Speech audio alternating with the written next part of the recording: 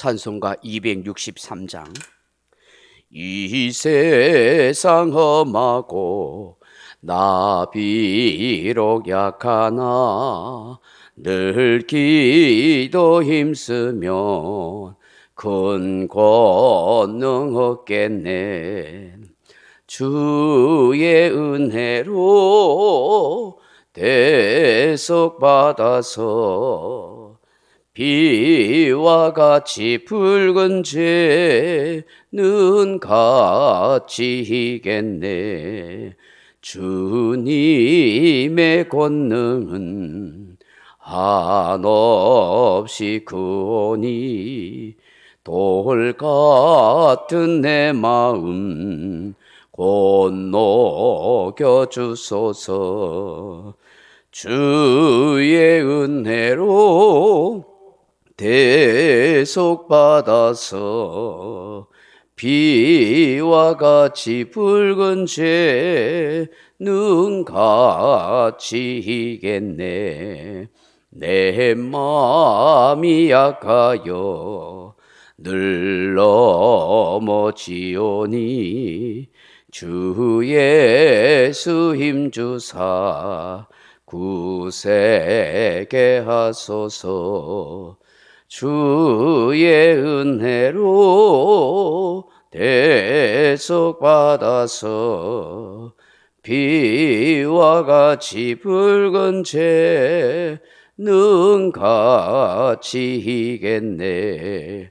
제사함 받은 후 새 사람 되어서 주 앞에 서는 날 늘 찬송하겠네. 주의 은혜로 대속받아서 비와 같이 붉은 죄는 같이 이겠네. 아멘. 하나님 말씀 요한복음 13장 20절 말씀 같이 읽겠습니다. 요한복음 13장 20절입니다. 내가 진실로 진실로 너희에게 이르노니 내가 보낸 자를 영접하는 자는 나를 영접하는 것이요 나를 영접하는 자는 나를 보내신 이를 영접하는 것이니라. 아멘.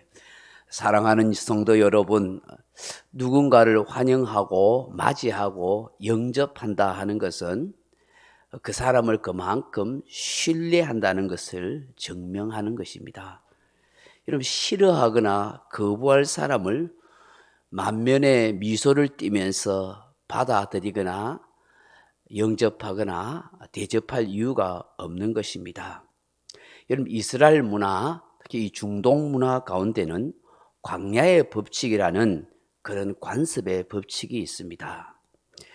자기 마을이나 자기 집을 방문하는 나그네나 지인들이 찾아오면 반드시 며칠을 이 나그네가 떠날 때까지 잘 영접하고 대접하고 쉴 수 있도록 집을 내어주고 또 식사를 대접하는 것이 원칙이고 법칙이라는 것이에요.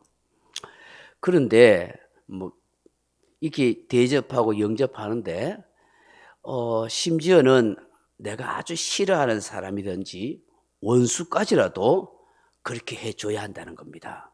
자기 집에서 쉴 수 있도록 하고 또 식사를 대접할 수 있도록 그렇게 해야 한다는 것입니다. 그렇게 하지 않으면 지역사회에서 혹 근동 지방에서 이 사람은 아주 형편없는 사람이라고 낙인이 찍힐 수 있다는 거예요. 소문이 좋지 않게 날 수가 있는 것이죠. 명예와 수치를 아주 중요하게 여겼던 그 시대 사람들의 문화로서는 사람들로부터 지탄받고 낙인 찍힌다는 것은 굉장히 수치스러운 일입니다. 죽기보다도 감당하기 어려운 일인 것이죠.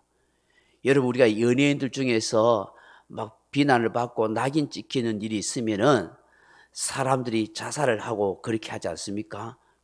왜 그렇습니까? 다른 사람들로부터 지탄을 받고 낙인이 찍힌다는 것은 이 세상에서 살아가기에 너무 수치스럽기 때문에, 그래서 못 견뎌서 인기 연예인들이 자살하는 수가 있는 거예요. 흉악한 범죄를 저지른 사람들을 요즘에는 얼굴을 공개하지 않습니까? 전에는 막 얼굴을 가리고 했는데 왜 그럽니까? 그 사람으로 하여금 사회의 지탄의 대상이 되도록 만들어버린 거예요. 그것이 너무 부끄럽고 수치스럽고 견딜 수 없는 죄인이란 사실을 만천하에 공개하는 거예요. 정말 그것이 고통스러운 일인 것이죠.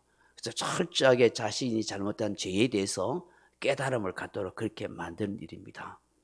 이처럼 이 근동 지방과 이스라엘 문화 속에서는 그 나그네를 대접하고 또 행인을 대접하는 것을 굉장히 중요한 문화로 여겼습니다. 그렇기 때문에 싫어하는 사람이라도 원수라도 자기 집을 방문하게 되면 반드시 며칠 동안 그 손님들을 대접하고 쉴 수 있는 공간을, 침소를 마련하고 또 식사를 대접해야 됩니다. 이것이 불문율의 관습의 법칙으로 광야의 법칙이라 그렇게 이야기한 거예요. 그런데 정말 싫어하는 사람이 오잖아요. 정말 원수 같은 사람이 오잖아요. 그런데 어쩔 수 없이 대접도 해야 되고 또 쉴 수 있는 공간도 마련해 줘야 되고 식사도 대접해야 되는데 좀 빨리 떠났으면 좋은 거예요. 빨리 떠났으면 좋겠다 싶은 마음이 있는 거예요. 근데 그런 표현을 말로 하면은 곤란한 거예요. 그렇기 때문에 행동으로 보여주는데 그 행동을 보여주는 퍼포먼스가 뭐냐 하면 그 나라 사람들은 보통 음료로 포도주를 마시잖아요. 그래서 포도주를 주인이 식사 시간에 대접하면서 포도주를 따라줘요. 근데 따라줄 때에 가득 안 채워주고 한 반 정도만 채워주는데 그냥 쭈루루 이래 따라주는 게 아니라 쭈루 쭈루 쭈루 이래 몇 방울씩만 따라주는 거예요. 근데 이게 뭘 의미하냐면 당신 우리 집에 오는 거 정말 귀찮은 일이다. 나 싫다. 좀 빨리 좀 떠나라. 대충 있다가 빨리 떠났으면 좋겠다는 그런 또 표현이라는 거예요. 그래서 이렇게 포도주를 따라줄 때 한 반 컵만 따라주면서도 쭈룩 따라주면은 이 나그네가 눈치채는 거예요.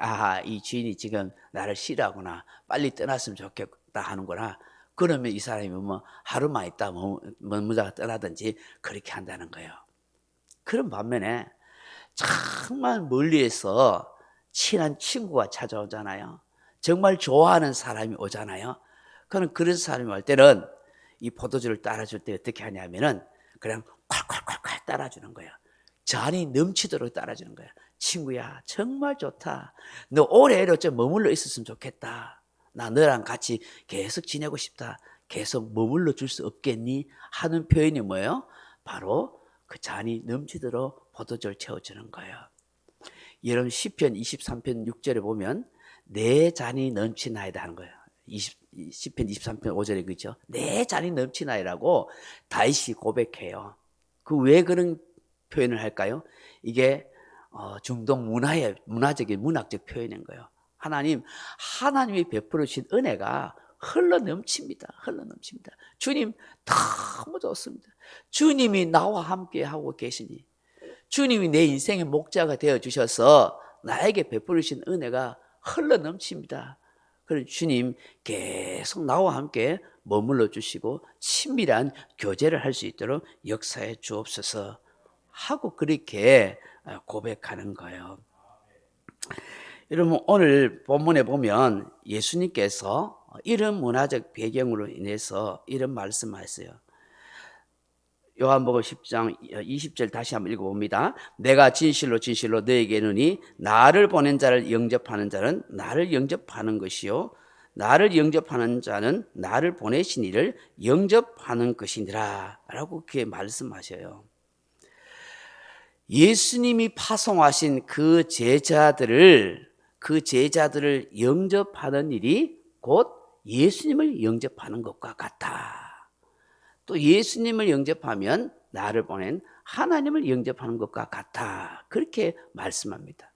여러분 성경에 보면 부지 중에 아브라함이 나그네 행사를 하고 온 천사를 대접하는 거 있지 않습니까?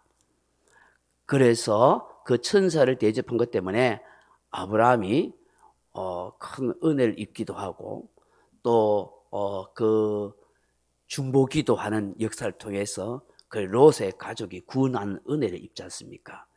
이런 문화 때문에 유대인들은 그들의 조상 아브라함이 나그네를 잘 대접해서 천사를 대접하는 것을 통해서 큰 복과 영광을 얻었다고 생각해요. 그래서 그런 문화가 있어서 그런지 더욱더 나그네를 잘 대접해요. 나그네 대접하는 것이 곧 하나님이 보낸 천사를 대접하는 것과 같아. 하나님을 대접하는 일이 된다. 그래서 우리에게 복을 누릴 수 있는 그런 일이 된다. 그래서 즐거운 마음으로 손님들을 대접하고 가까이 섬기려고 그렇게 한다는 것이죠. 오늘 예수님께서도 바로 이런 의미로 너희들이 내가 보낸 제자들을 대접하게 된다면 곧 나를 영접하고 대접하는 것과 같아. 그래서 그걸 통해서 너희들이 하나님의 은혜와 축복을 받게 된다 하는 것을 말씀합니다. 여기 영접한다 하는 말이 람바노 하는 단어인데 대접하다, 취하다, 받아들인다 하는 거. 취하다는 게 취한다니까 가진다는 것이죠. 대접하고 받아들이고 수용한다는 거예요. 이게 본문에는 현재 능동태 분사라 하는 구문으로 사용되는데 언제든지 어느 때나 아무 시간과 장소에 상관없이 구애 없이 예수님의 제자들을, 예수님의 사람들을 영접한다는 거예요. 그것이 예수님을 영접하는 것이요 하나님을 영접하는 것이라 하는 것입니다. 그렇다면 이 영접한다는 것은 도대체 어떤 의미일까 하는 거예요. 예수님의 제자들 영접한다, 예수님을 영접한다는 이 람바노란 이 단어는 어떤 의미를 우리에게 말씀할까요? 오늘 이 말씀을 나누면서 이 새벽에 우리 삶에 적용하면서 기도의 제목으로 삼았으면 좋겠어요.